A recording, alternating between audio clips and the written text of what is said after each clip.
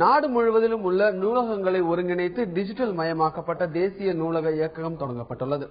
டெல்லி குடியரசுத் தலைவர் மாளிகையில் நேற்று நடைபெற்ற விழாவில் பிரணாப் முகர்ஜி இதனை தொடங்கி வைத்தார். தேசிய அறிவுசார் கமிஷனின் பரிந்துரைப்படி மத்திய கலாச்சார அமைச்சகத்தின் சார்பில் தேசிய நூலக இயக்கம் அமைக்கப்பட்டுள்ளது. இதன்படி கலாச்சார அமைச்சகத்தின் கீழ் உள்ள 6 நூலகங்கள், பல்வேறு மாநிலங்களில் உள்ள 35 மத்திய நூலகங்கள், 35 மாவட்ட நூலகங்கள் டிஜிட்டல் முறையில் ஒருங்கிணைக்கப்பட்டுள்ளன. இதன் மூலம் நாட்டின் ஏதாவது ஒரு பகுதியில் இருந்து இன்னொரு பகுதியில் உள்ள நூலகத்தில் உள்ள புத்தகத்தின் தகவல்களை பெற முடியும்.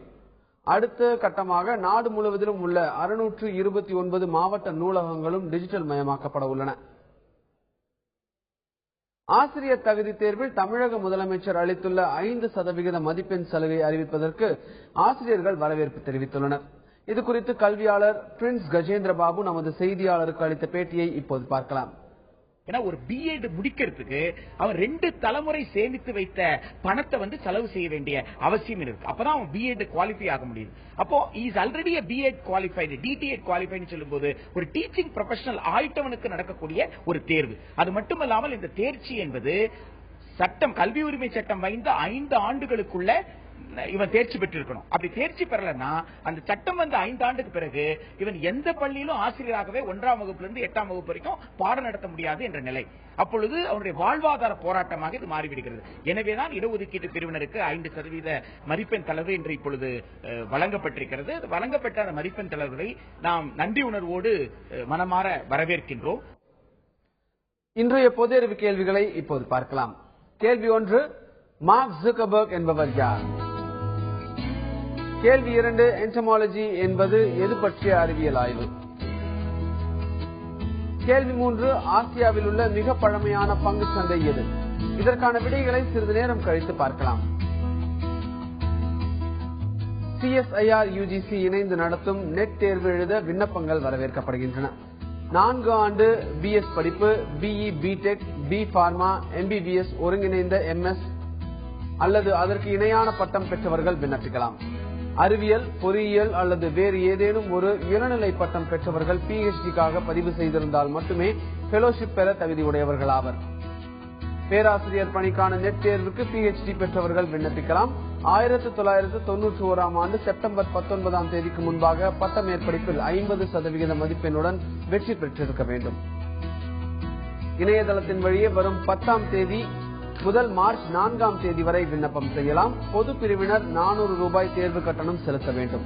இதர பிற்படுத்தப்பட்ட வகுப்பினர் ₹200, தாழ்த்தப்பட்டோர் மற்றும் பழங்குடியினர் ₹100 கட்டணம் செலுத்தலாம். எளிமையான முறையில் ஆங்கிலம் பேசுவது குறித்து தொடர்ந்து பார்த்து வருகிறோம். சென்னை டி-நகர் ராமகிருஷ்ணா மிஷன் ஆசிரமத்தின் ஆங்கில பயிற்சியாளர் மையத்தின் பயிற்சியாளர் திரு எஸ் கணேசன் அவர்கள் நடத்தும் பாடத்தை இப்போது பார்க்கலாம். இந்த ப்ரோக்ராம் பாக்குறவங்க நிறைய பேர் ஃபீட்பேக் கொடுக்கறாங்க. அதுல முக்கியமா ஒரு சிலர் சொல்லக்கூடிய வார்த்தை, சார் நீங்க சொல்றது ரொம்ப எளிதா இருக்கு, நல்லா புரியுது, ஆனா ஒரே ஒரு சந்தேகம் சார், ஆங்கில வார்த்தைகள் அது எப்படி சார் நம்ம நிறைய இம்ப்ரூவ் பண்றது அப்படின்றத பத்தி நிறைய கேட்கறாங்க. அது வோகபுலரி அப்படின்னு நம்ம இங்கிலீஷ்ல சொல்றோம். இந்த வோகபுலரிய நாம எப்படி இம்ப்ரூவ் பண்றது? எனக்கு கொஞ்சம் வார்த்தைகள் தெரியும், ஆனால் நிறைய வார்த்தைகள் ஒரு வித வாசிக்கும் பொழுதோ ஒரு டிவி ப்ரோக்ராம் பார்க்கும் பொழுதோ அவங்க யூஸ் பண்ற வார்த்தைக்கு எனக்கு அர்த்தம் தெரியல சார் அப்படின்னு சொல்றாங்க. அப்போ எனக்கு அந்த வார்த்தைக்கு அர்த்தம் தெரியணும், அந்த வார்த்தையை நான் யூஸ் பண்ணணும், எப்படி யூஸ் பண்றது, அந்த வார்த்தைகளை பத்தி நான் எப்படி கத்துக்கிறது, அதர் வேர்ட்ஸ் இந்த வோகபுலரி எப்படி நான் இம்ப்ரூவ் பண்றது அப்படின்னு கேட்கறாங்க. இந்த வோகபுலரி இம்ப்ரூவ் பண்றதுக்கு முக்கியமான ஒரு எளிதான வழி என்னன்னா நிறைய வாசிக்கணும். நம்ம வாசிக்கும் பொழுதுதான் ஒரு ஸ்டோரி புக், உதாரணமா ஆரம்ப நிலையில் இருக்கிறவங்க சின்ன சின்ன கதைகள் புக் எடுத்து வாசிக்கலாம். For example Panchatantra stories, Tenaliraman கதைகள், அக்பர் அண்ட் பீர்பால் ஸ்டோரிஸ்ல நீங்க பாத்தீங்கன்னா ரொம்ப எளிதான ஆங்கிலத்தில் இருக்கும், ஆனா அதுல கரெக்டான வார்த்தைகள் போட்ட சென்டென்ஸ் இருக்கும். அப்ப அந்த கரெக்டான வார்த்தைகளை யூஸ் பண்ணிருக்கக்கூடிய இந்த புக் எடுத்து வாசிக்கும் பொழுது சில நேரம் சில வார்த்தைகளுக்கு நமக்கு அர்த்தம் தெரியாது, ஆனால் எதுக்காக அந்த வார்த்தை யூஸ் பண்ணிருக்காங்கன்னு ஓவரால் அந்த மீனிங் தெரியும், குறிப்பிட்ட அந்த வார்த்தைக்கு என்ன அர்த்தம் எனக்கு தெரியாது. அப்ப அந்த மாதிரி டைம்ல அந்த வார்த்தையை நாம ஒரு அண்டர்லைன் பண்ணி வச்சு டிக்ஷனரியை எடுத்து வச்சு அதுக்கு என்ன அர்த்தம்னு மேல தமிழ்லயோ இங்கிலீஷ்லயோ எழுதிக்கிட்டோம்னா அந்த வார்த்தை நமக்கு ஒரு பரிச்சயம் ஆயிடும், அந்த வார்த்தை நமக்கு ஒரு தெரிஞ்ச வார்த்தை ஆயிடும். அப்ப இந்த வார்த்தைகள் நாம ஒரு நாளைக்கு ஒரு 5 வார்த்தைகள் தெரிஞ்சுக்கிட்டோம்னா, அந்த வார்த்தைக்கு அர்த்தம் புரிஞ்சுக்கிட்டோம்னா, அது எந்த இடத்துல யூஸ் பண்ணணுங்கிறதையும் புரிஞ்சுக்கிட்டோம்னா, அது எளிதா நம்ம vocabulary இன்க்ரீஸ் ஆயிருச்சு. அப்போ அந்த வார்த்தைக்கு அர்த்தம் தெரியும். அதோட விட்டீங்கன்னா அந்த வார்த்தை மறந்து போயிடும். என்னென்ன வார்த்தைகள் நீங்க கத்துக்கிட்டீங்களோ, ஏற்கனவே சொன்ன மாதிரி ஒரு நாளைக்கு 5 வார்த்தைகள், புதிய வார்த்தைகள் கத்துக்கிட்டு அதை நீங்க ஆபீஸ்ல போய் மற்ற நண்பர்கள் கிட்ட, உங்க கலீக்ஸ் கிட்ட, அல்லது காலேஜில் படிக்கணும் உங்க கிளாஸ்மேட்ஸ் கிட்ட அந்த வார்த்தையை பயன்படுத்தி பேசணும். அப்ப வார்த்தைகளை தெரிஞ்சுக்கிட்டா மாத்திரம் பத்தாது, அதுக்கு அர்த்தம் புரிஞ்சுக்கிட்டா மாத்திரம் பத்தாது, அந்த வார்த்தைகளை பயன்படுத்தி பேசணும். அப்பதான் நம்ம vocabulary இம்ப்ரூவ் ஆகும். அந்த வார்த்தை நீங்க 2 வாட்டி 3 வாட்டி யூஸ் பண்ணுங்க, உங்க லைஃப் லாங் அந்த வார்த்தை மறக்காது. அப்ப அந்த வார்த்தைகள் மறக்காம இருக்கணும்னா அதை பயன்படுத்தணும், அதை அங்க ஸ்டோர் பண்ணி வச்சுக்கணும். இன்னும் vocabulary பத்தி இன்னும் தொடர்ந்து சொல்றேன், கேட்டுட்டு இருங்க. தற்போது தெளிவுபட பகுதிக்கு செல்வோம்.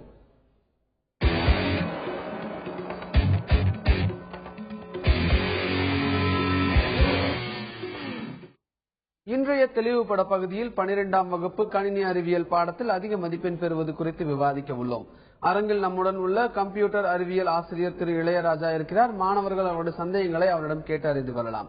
வணக்கம் sir. Sir, 12th standard students அவங்களுடைய கம்ப்யூட்டர் சயின்ஸ் எக்ஸாமுக்கு எப்படி ப்ரிப்பேர் பண்ணணும், அதனுடைய ப்ளூ பிரிண்ட்டை ஃபர்ஸ்ட் சொல்லிடுங்க. ஸோ ப்ளூ பிரிண்ட் வைஸா நம்ம மற்றதை எப்படி பண்ணணும் அப்படின்றத பத்தி சொல்லுங்க. இப்போ 12th கம்ப்யூட்டர் நம்ம எடுத்துட்டோம்னா லைக் ப்ராக்டிக்கல் வந்து ஒரு 50 மார்க் இருக்கு, தென் தியரி வந்து 150 மார்க்ஸ் இருக்கு. இந்த 150 மார்க் தியரியில பாத்தீங்கன்னா star office and C++ 2 categories இருக்கு. ஸ்டார் ஆஃபீஸ் நம்ம பாக்குறப்போ நம்மளுக்கு பாத்தீங்கன்னா டோட்டலா அவங்க கேட்கிற மார்க் வந்து 80 மார்க்ஸ். டோட்டலா 80 மார்க்ஸ் வந்து star office. That means volume 1ல இருந்து 80 மார்க்ஸும், வால்யூம் 2ல பாத்தீங்கன்னா 95 மார்க்ஸும். தட் மீன்ஸ் C++ 95 மார்க்ஸ் கேட்கறாங்க. இப்போ வந்து பாத்தீங்கன்னா இப்போ ஸ்டார் ஆஃபீஸ் அவங்க அதுல பாக்குறாங்க நம்மளுக்கு 1 வேர்டு, தென் 2 மார்க் 5 மார்க் இந்த மாதிரி கேட்டகரிஸ் இருக்கு. அதே மாதிரி C++யும் 2 மார்க் 1 வேர்ட் 5 மார்க்னு அந்த 2 கேட்டகரி இருக்கு.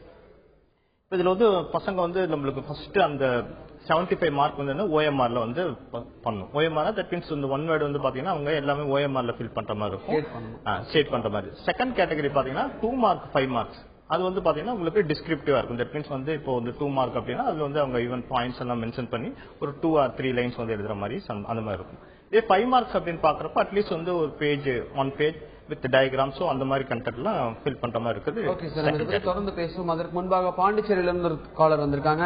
ராஜி, வணக்கம். உங்களுடைய சந்தேகம் என்ன கேளுங்க. வணக்கம். எனக்கு வந்து இந்த 2007ல இருந்து 2000 இப்போ 13 வரைக்கும் கொஸ்டின் பேப்பர் இருக்கு இல்லையா, அதை மட்டும் படிச்சா 200 வாங்கலாமா? எடுத்துடலாமா? எடுத்துடலாம். இதுல வந்து பாத்தீங்கன்னா நீங்க எஸ்பெஷலி 1 வேர்ட்ல வந்து நிறைய நீங்க கான்சென்ட்ரேட் பண்ணி ஆகணும். இப்போ நம்மளுக்கு 10 சப்ஜெக்ட் பாக்குறப்போ இதுல வந்து 200 இருக்கிறது கொஞ்சம் டஃப்பான விஷயம். ஏன் அப்படின்னா அது 1 வேர்ட்ல வந்து தான் நம்ம மார்க் போயிருது. மற்றதெல்லாம் பாத்தீங்கன்னா 2 மார்க் 5 மார்க்ஸ்ல வந்து பாத்தீங்கன்னா உங்களுக்கு 75 மார்க்ஸ் வந்து ஈஸியா எடுத்துடலாம். இப்போ 1 வேர்ட் பாக்குறப்ப என்னன்னா நீங்க மெயினா போக்கஸ் பண்ண வேண்டிய மேட்டர் வந்து என்னன்னா டெக்ஸ்ட் புக்கை வந்து நீங்க நல்லா வந்து ரீட் அவுட் பண்ணணும். So each and every line, even first வால்யூத்துல பாத்தீங்கன்னா ஸ்டார் ஆஃபீஸ்ல எல்லாமே புக் பேக்ல சம்மரிஸ் கொடுத்திருப்பாங்க. கேக்குதுங்களா? நீங்க சொல்லுங்க. ஓகே, சோ அந்த சம்மரிஸ் அதை ஃபாலோ பண்ணா போதும். வால்யூம் 2ல C++ எல்லாமே உங்களுக்கு பிளாக் பண்ணி ஹைலைட் இருக்கும். சோ அதெல்லாம் மெயினா நீங்க கான்சென்ட்ரேட் பண்ணாவே எடுத்துடலாம், 200 எடுத்துடலாம். Okay okay sir. 1 mark questions OMR sheet fill பண்றதுல ஜெனரலா ஸ்டூடண்ட்ஸ் செய்யக்கூடிய தவறுகள் என்ன? இப்போ OMR ஜெனரலா எழுதிடலாம், ஆன்சர் அதுக்கான ஆன்சர் கூட ஈஸியா எழுதிடலாம். வேற OMRல ஒரு சின்ன தப்பு பண்ணிட்டோம் அப்படின்னா அது அந்த மார்க்குக்கு அந்த क्वेश्चनக்கான மார்க் போயிடுச்சு. சோ ஜெனரலா ஸ்டூடண்ட்ஸ் செய்யக்கூடிய தவறுகள் என்ன அதுல? Okay, it's a good question. இப்போ OMRல வந்து இவங்க பண்ண வேண்டிய மேட்டர் என்னன்னா ஃபர்ஸ்ட் வந்து டிஸ்கிரிப்டிவ், தட் மீன்ஸ் டிஸ்கிரிப்டிவ்ங்கிறது இந்த OMR முடிச்சப்பனா தான் டிஸ்கிரிப்டிவ் பேப்பரே வந்து அலோவ் பண்ணுவாங்க. ஓகே, இந்த OMRல வந்து பாத்தீங்கன்னா எல்லாம் 75 1 வேர்ட்ஸ். சோ இதுல நார்மலா பசங்க வந்து பண்ண வேண்டிய மேட்டர் வந்து என்னன்னா சேவ் பண்ற கண்டென்ட் எல்லாமே pencil, normal HP pencil use பண்ணணும். அதர் திங் மத்த எல்லாமே இந்த லைக் அவங்களுடைய ஸ்கூல் நேம், சென்டர் நேம் வரும், தென் ஸ்டூடெண்டோட name, then roll number, register number. So இந்த எல்லா கண்டென்ட்டும் வந்து we have to use with ball point pen. அதுலயே உங்க ball point pen or ink pen போட்டுக்கும். சோ ink penங்கிறது யூஸ் பண்றது வந்து அவாய்ட் பண்ணா பெட்டரா இருக்கும். Sometime it may be happen some like unwanted thing happen. So அதனால வந்து பெட்டர் வந்து ball point pen யூஸ் பண்ணா சேஃபா இருக்கும். அதே மாதிரி எழுதுற கண்டென்ட் எல்லாமே ball point pen, whether it should be blue or black, அது வேணா யூஸ் பண்ணிக்கலாம். லைக் மத்த இப்போ say for example register number இருக்கு, அது கீழே எக்ஸாக்ட் கோவல் ஷேட் பண்ணணும் அப்படின்னா you have to use with HP pencil. Likewise, even all the answers also they have to say with the HP pencil. Whether it should be இதுல வந்து நீங்க first thing என்னன்னா அந்த பர்டிகுலர் OMR ஷீட்டை வந்து fold பண்ணக்கூடாது. ஏன்னா இது வந்து பேப்பர் வந்து எவால்வேட் பண்றது வந்து சிஸ்டம் தான், மெஷின். சோ அதுல ஃபோல்ட் பண்ணாவோ இல்ல லைக் ஏதாவது ஒரு தப்பாயிடுச்சு சம்திங் அப்படின்னா அந்த பர்டிகுலர் ஆன்சரோ இல்ல பேப்பரோ வந்து it will not be evaluated. So ரொம்ப கேர்ஃபுல்லா ஹேண்டில் பண்ணும். அதே மாதிரி each and every answer they should write at least only one option. So more than one option also it will take it as a error. It will mean that error. So அத கொஞ்சம் மைண்ட்ல concentrate பண்ணும். So மெயினா அதுல வைக்க வேண்டியது என்னன்னா students எழுதுற content, that means the student name, like school name, அப்புறம் register number. So these things and all they have to write with the pen. மற்ற எல்லாமே பென்சில். Okay okay sir. இன்னொன்று வந்து இந்த OMR ஷீட்ல ஆன்சர்ஸ் ஃபில் பண்ணும்போது அதுக்கு எடுத்துக்கக்கூடிய timing பத்தி சொல்லுங்க. Okay fine. ஸோ OMRல வந்து பாத்தீங்கன்னா ஃபர்ஸ்ட் வந்து OMR ஷீட் தான் வந்து கொடுப்பாங்க. ஸோ இது முடிச்ச பின்னாடி தான் டிஸ்கிரிப்டிவ். ஸோ இதுல வந்து பாத்தீங்கன்னா டோட்டலா வந்து 75 1 word கேட்கறாங்க. ஸோ 75 1 wordனா so each and every question வந்து தே வில் அலாட்டட் 1 minute.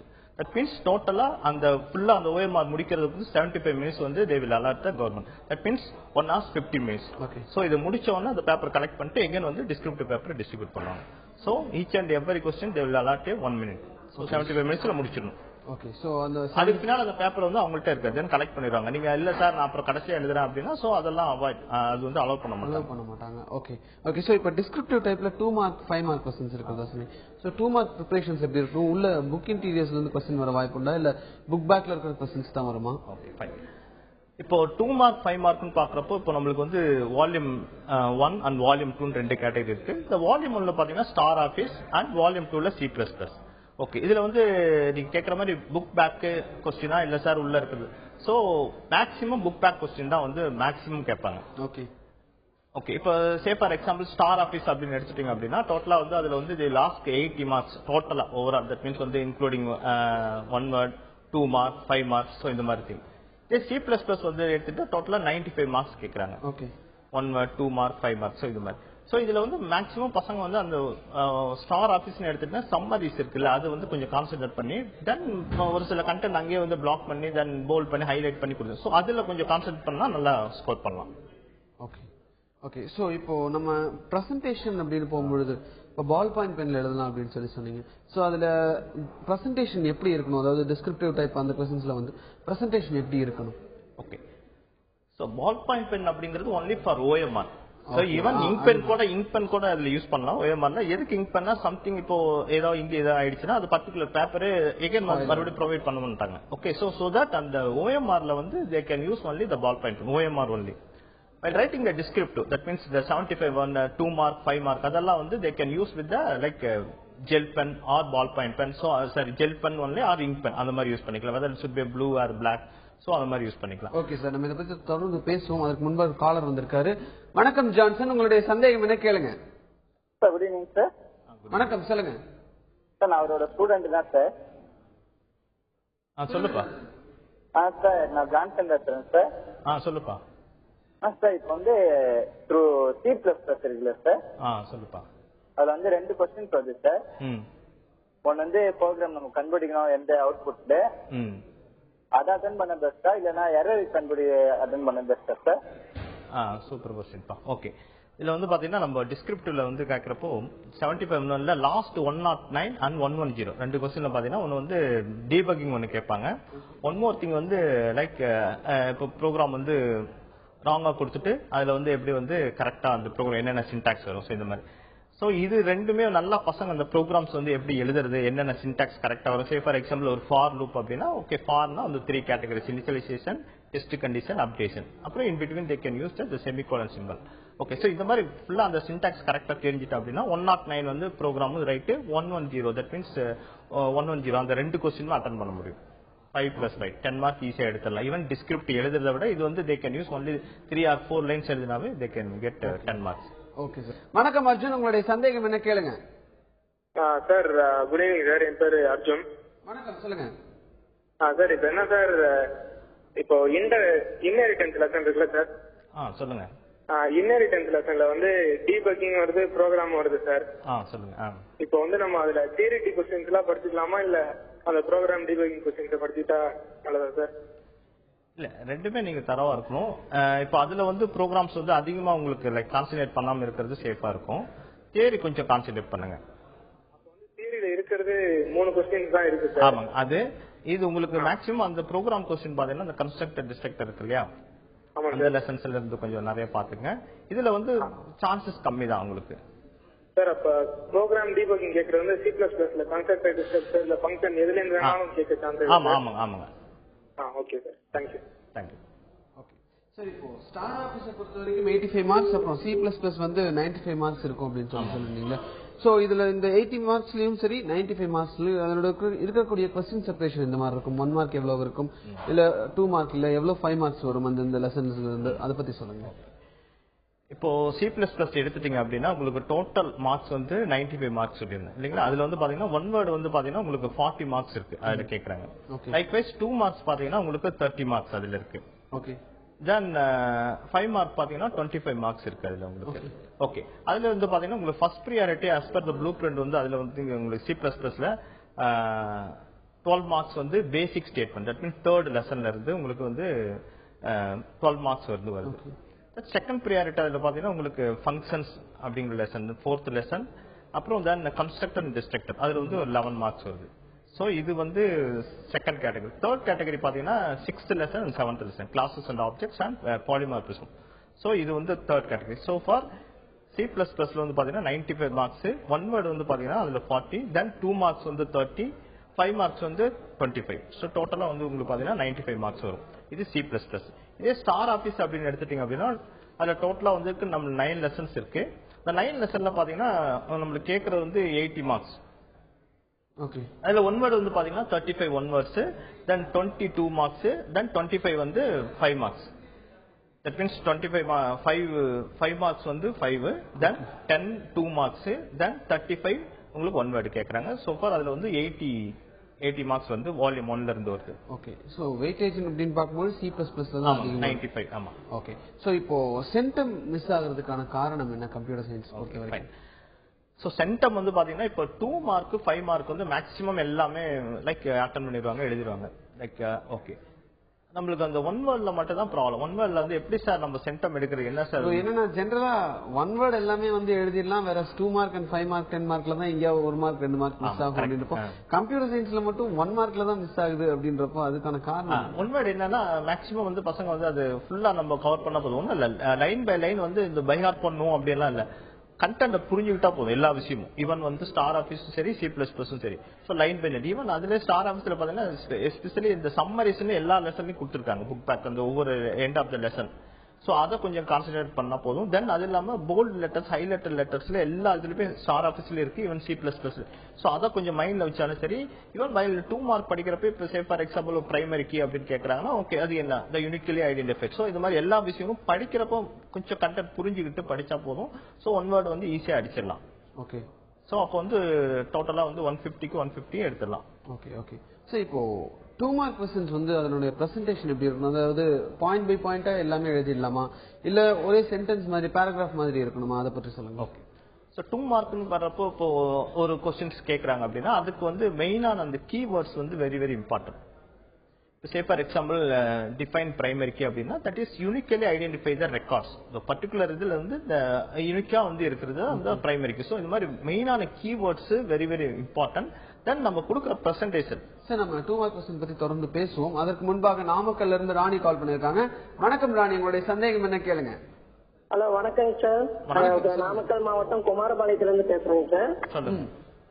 பையன் வந்து +2 படிக்கிறாங்க சார். EMR குரூப் எடுத்து படிக்கிறாங்க சார். ஓகேங்க. அதிக மார்க் எடுக்கிறதுக்கு ஒரு டிப்ஸ் சொல்லுங்க சார். என்ன குரூப் படிக்கிறாருங்க அவரு? EMR குரூப்ங்க சார். Okay fine.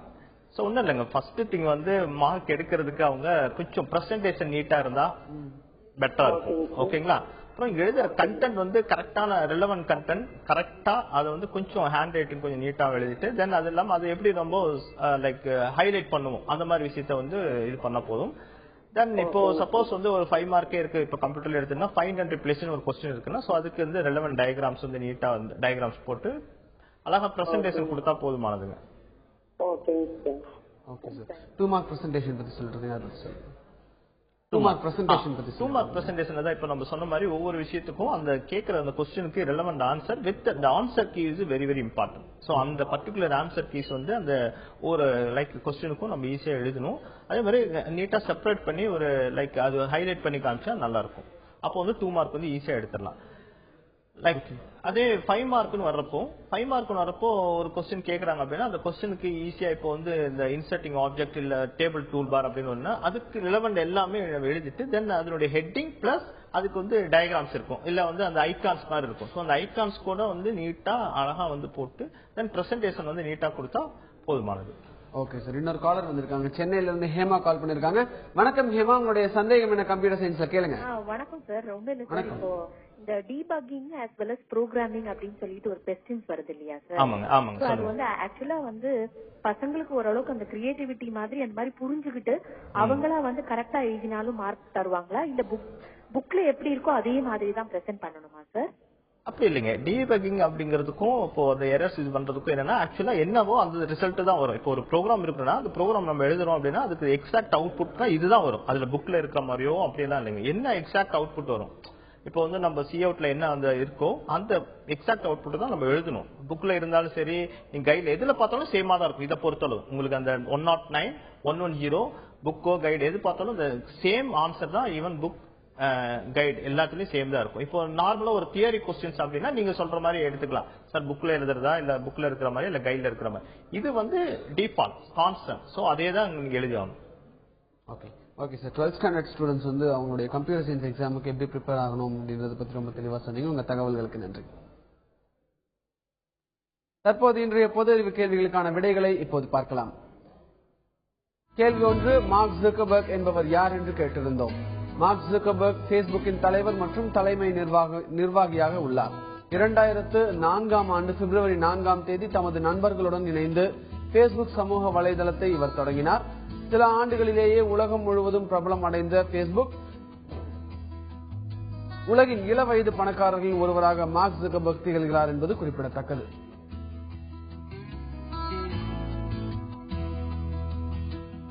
கேள்வி 2, ஆன்டிமாலஜி என்பது எது என்று கேட்டிருந்தோம்.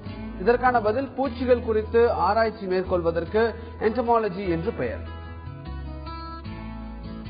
கேள்வி 3, ஆசியாவில் உள்ள மிக பழமையான பங்குச்சந்தை எது என்று கேட்டிருந்தோம். இதற்கான பதில் மும்பை பங்குச்சந்தை தான் ஆசியாவின் பழமையான பங்குச்சந்தையாகும்.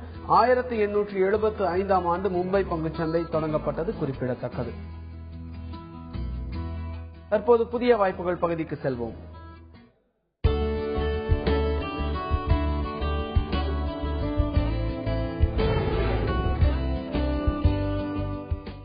தெற்கு ரயில்வேயில் பல்வேறு பணியாளருக்கு 1666 பேர் தேர்வு செய்யப்பட உள்ளனர். அசிஸ்டன்ட் லோகோ பைலட் பணிகளுக்கு 283 பேரும், டெக்னீஷியன் GR க்கு 707 பேரும், டெக்னீஷியன் GR 3 டீசல் எலக்ட்ரிக்கல் பணிக்கு 112 பேர் உட்பட 1666 பேர் தேர்வு செய்யப்பட உள்ளனர். மெட்ரிகுலேஷன் படிப்புடன் ITI முடித்திருக்க வேண்டும். 18 முதல் 30 வயதிற்குட்பட்டவர்கள் விண்ணப்பிக்கலாம். இதர பிற்படுத்தப்பட்டோருக்கு 3 ஆண்டுகளும், தாழ்த்தப்பட்டோர் மற்றும் பழங்குடியினருக்கு 5 ஆண்டுகளும் வயது வரம்பில் சலுகை அளிக்கப்படும். அசிஸ்டன்ட் லோகோ பைலட் பணிக்கு எழுத்து தேர்வு நடைபெறும். எழுத்து தேர்வு நடைபெறும் தேதி பின்னர் அறிவிக்கப்படும். சென்னை ரயில்வே தேர்வு வாரியத்தின் இணையதளத்தின் வழியே வரும் 17ஆம் தேதிக்குள் விண்ணப்பிக்க வேண்டும்.